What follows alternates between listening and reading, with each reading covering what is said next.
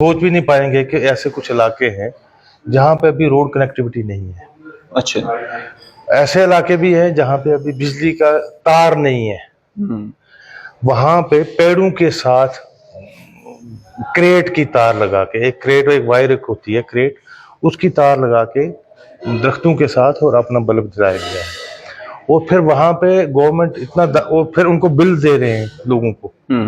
Bills monthly bill उनको आ रहे हैं, हाँ जी आपको इतना देना है, और 1000 रुपया, 1500 रुपया, 2000 की, और इतनी हाइट है। आज जिस शख्स से मैं आपकी मुलाकात करवाने जा रहा हूँ, उस शख्स ने आम जनता के लिए गवर्नमेंट जॉब तक छोड़ दी।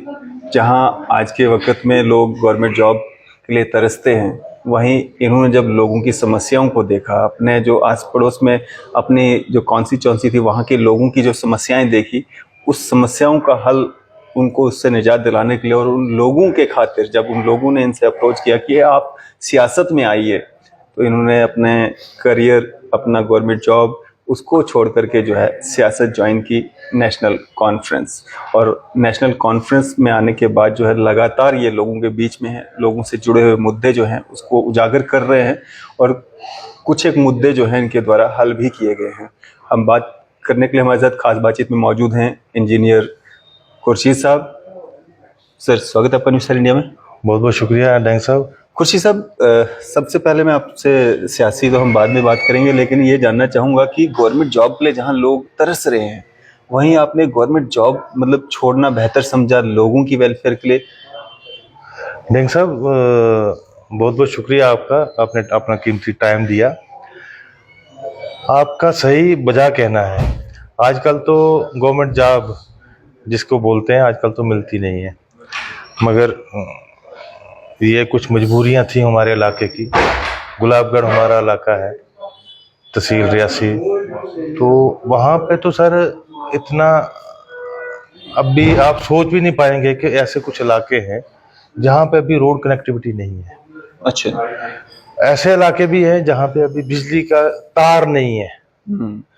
वहां पे पेड़ों के साथ क्रेट की तार लगा के, एक क्रेट एक वायर होती है क्रेट, उसकी तार लगा के दरख्तों के साथ और अपना बल्ब जलाया गया है। और फिर वहां पे गवर्नमेंट और फिर उनको बिल दे रहे हैं लोगों को।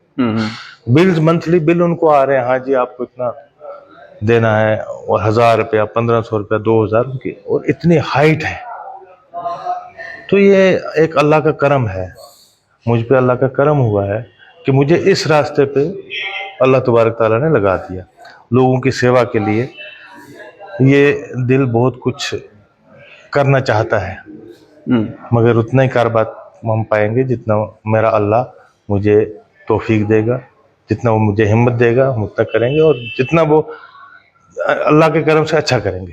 सर, अपने ज़िंदगी के बारे में बताएंगे थोड़ा सा, कब आपने सर्विस में आए, कहाँ कहाँ पे आपकी जॉब रही, और आज तक का क्या मतलब एक्सपीरियंस रहा आपका।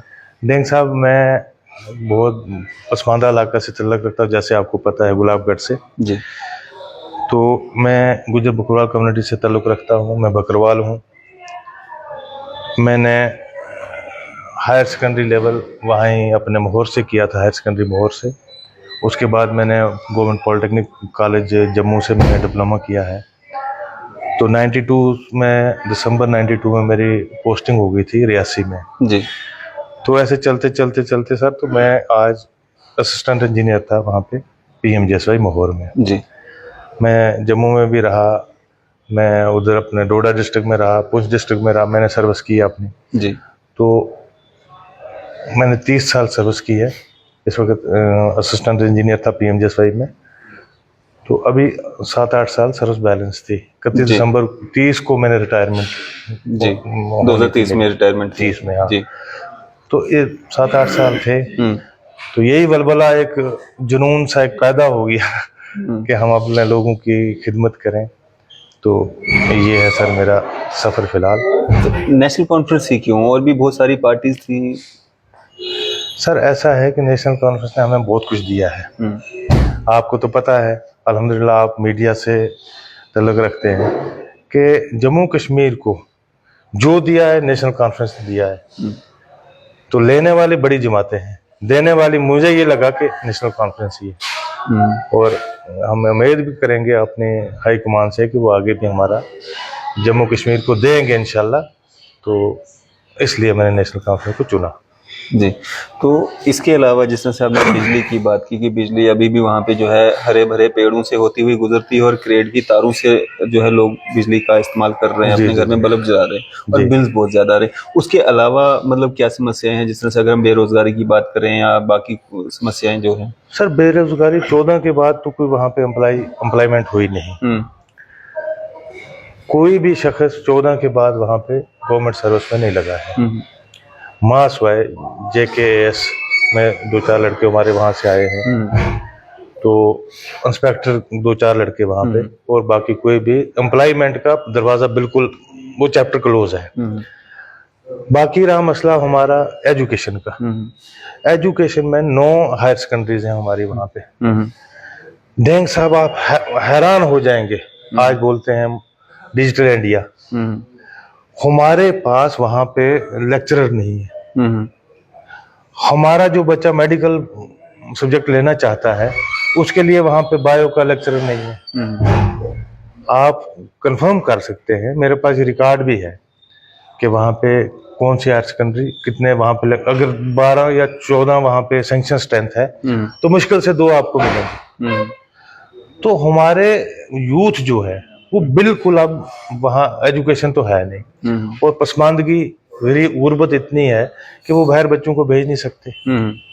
कुछ हमारे एम्प्लॉइज हैं जो बेचारे एफर्ट्स कर रहे हैं अपने बच्चों के लिए, मगर जो गरीब है वो दिन ब दिन गरीब होता जा रहा है।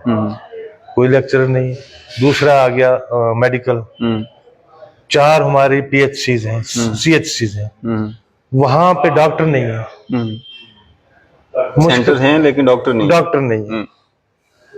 बिल्कुल एक मेडिकल अफसर है, MO है मेरे ख्याल चसाना में, गोटा में है, तो बाकी माहौर में 1-2 है। कोई वहाँ लेडी डॉक्टर नहीं है। हेल्थ तो बिल्कुल जीरो है वहाँ पे। सर क्या मैं आपको बताऊं कि अगर मैं इसको बताने लग जाऊं तो मुझे 1 हफ्ते का कम से कम टाइम लगेगा। गवर्नमेंट की बिल्कुल कोई तवज्जो नहीं है। रोडों की हमारी खस्ता हालत है, जो रोड बंद हो गया वो वैसे ही रह जाएगा। बिजली की खस्ता हालत जैसे मैंने आपको बता दिया। गरीब आदमी कोई सुनवाई नहीं है। राशन को आप देखें तो 2-2.5 किलो वो रोज राशन देते हैं, बड़े वो नखरे कर करके, वो भी इस महीने नहीं आया, अगले महीने मिलेगा आपको। तो मैं आपकी वसातत से डिस्ट्रिक्ट एडमिनिस्ट्रेशन को और हमारी जो माहौल एडमिनिस्ट्रेशन है उनसे ये रिक्वेस्ट करूंगा कि बराए करम थोड़ा यहाँ पे तवज्जो दे दे। तो ये हमारी सर डेंग साहब हालात वाक़यात है हमारे माहौल के। खुर्शीद साहब, जिस तरह से आपने कहा कि आप ST कम्युनिटी से बिलोंग करते हैं, तो ST कम्युनिटी के लिए भी सरकार ने बहुत बड़े बड़े दावे किए, या भारतीय जनता पार्टी ने बड़े बड़े दावे किए कि बहुत सक्षम जो है ST कम्युनिटी को बनाया जा रहा है, बड़े हक हकूक़ की बात करते हैं। तो क्या ST कम्युनिटी को वहाँ पे उनके राइट्स मिल पा रहे हैं? सर वहाँ पे हमारा एक हॉस्टल बना था, वो भी नेशनल कॉन्फ्रेंस के रिजवाइन में बना था, वो फंक्शनल नहीं कर पाए। बिल्डिंग बन गई मगर हॉस्टल फंक्शनल नहीं हो पाया। जो मैं माहौर को आपकी बात बताऊं, बाकी जो ये बोल रहे हैं कि नहीं जी हमने ST सीटें कर दी, डेंग साहब ये आपको पता है कि 9 सीटें ST की हैं। और ये भी आपको खबर है, ये किसी से भी अंधेरे में बात नहीं है कि वो 9 की 9 छोड़ के 10 सीटों पे हमारे ST के लोग पहले ही कामयाब होते थे। आप मेंढर में देख लें, रजौरी में देख लें, कंगन का सीट देख लें। हाँ, एक कुकरनाग की जो सीट है वो भी इन्होंने ST की, और वो डिलिमिटेशन में नई सीट बनी हुई है। तो इतना अच्छा फॉरेस्ट राइट एक्ट का था, वहाँ जी STs को ये कर दिया। वो एक सिंगल, अगर गवर्नमेंट एक सिंगल आदमी को बता दे कि हमने जी फॉरेस्ट राइट एक्ट में इसको ये मदद की है, तो भाई हम मानते हैं, बट ऐसा कुछ भी नहीं है। ये सिर्फ जुमले हैं और जमीनी हकायक कुछ भी नहीं, जीरो है। तो इन फ्यूचर आपके क्या प्लान्स हैं? किस तरह से आप लोगों की मदद करेंगे, उनके काम जो है उनको सरअंजाम तक पहुंचाएंगे? इंशाल्लाह हम काम कर रहे हैं, मैं काम कर रहा हूँ, मैं फील्ड में जा रहा हूँ, गरीबों के बीच में हूँ। तो जो जो मुझे हुक्म मिलता है वहाँ से अपने लोगों का, तो मैं आज भी काम कर रहा हूँ और आगे भी यही मैं इंशाल्लाह रहमान करता रहूँगा। जितना मुझसे हो सका मैं पीछे कभी नहीं रहूँगा। खुर्शीद साहब, क्या एक मैसेज रहेगा आपका आम जनता के लिए? सर यही है कि ये जो बुरे दिन है थोड़ा अल्लाह करे जल्दी ख़त्म हो जाएं, और मैं अपने लोगों से यही बोलूँगा कि डेवलपमेंट के लिहाज से आप अप्रोच करें, सही आदमी को अप्रोच करें और वो आपके मसले हल करेगा। और मेरा यही रहेगा कि अपने बच्चों को पढ़ाएं, खासकर मैं अपने एरिया की बात करूँगा तो, और अच्छा करें, अच्छा डिलीवर करें, तो हम भी इंशाल्लाह कोशिश करेंगे कि अच्छा जितना हो सके हम अच्छा करेंगे उनसे। खुर्शीद साहब, क्या आने वाले समय में जब इलेक्शंस होते हैं तो खुर्शीद साहब हमें इलेक्शंस कॉन्टेस्ट करते हुए दिखेंगे? नहीं सर, ये तो बड़ी ऊंची बात है।